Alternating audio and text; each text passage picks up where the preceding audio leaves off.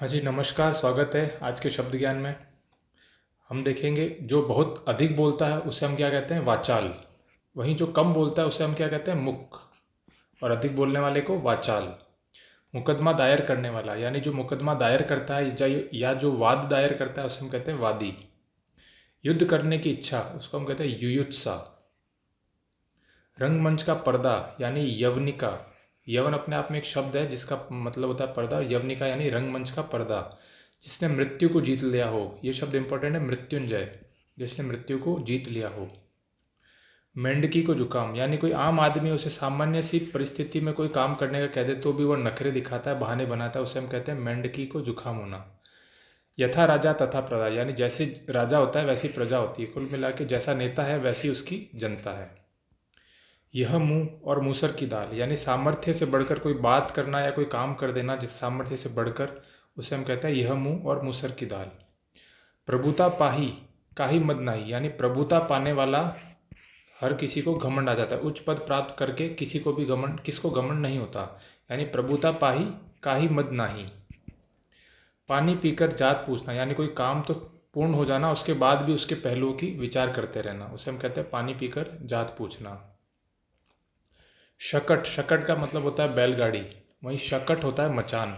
मचान वही जो खेत के बीच में लकड़ियों डंडियों और घास फूस से बनाया कोई ऊंचा स्थान होता है छाया के लिए, उसे हम कहते हैं मचान। तो शकट और शकट।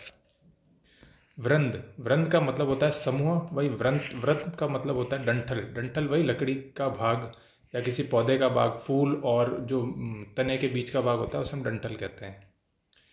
मणि, मणि छोटे ई की मात्रा है तो एक रत्न हो जाता है। वहीं मणि में अगर बड़ी ई की मात्रा होता है वो सांप का पर्यायवाची हो जाता है। भीति का मतलब होता है डर। वहीं भिंति होता है दीवार। यही भित्ति चित्रण जब हम बोलते हैं तो दीवार पर किए गए चित्र, तो उसे हम कहते हैं भित्ति चित्र। तो दीवार, भित्ति। बाण हो जाता है आदत। कोई आदत को हम कहते हैं बाण। और वहीं बाण होता है धनुष बाण वाला, कोई तीर होता है उसे हम कहते हैं बाण।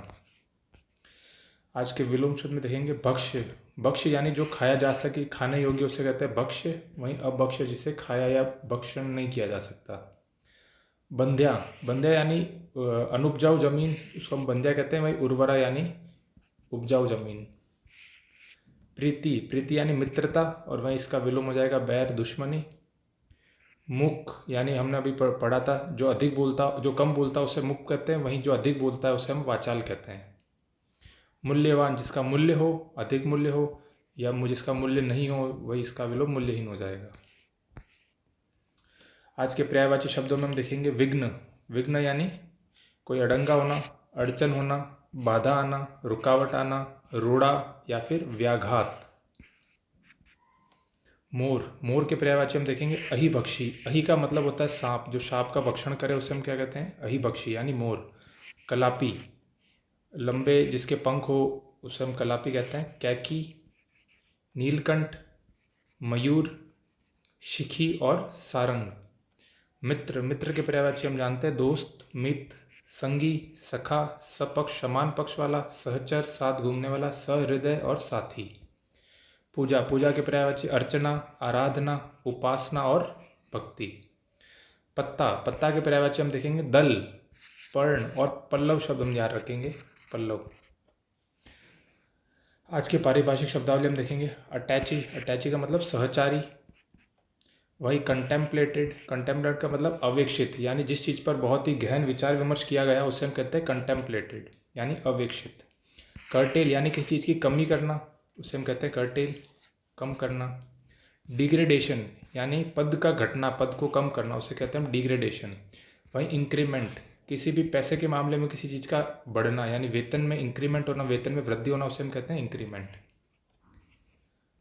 धन्यवाद।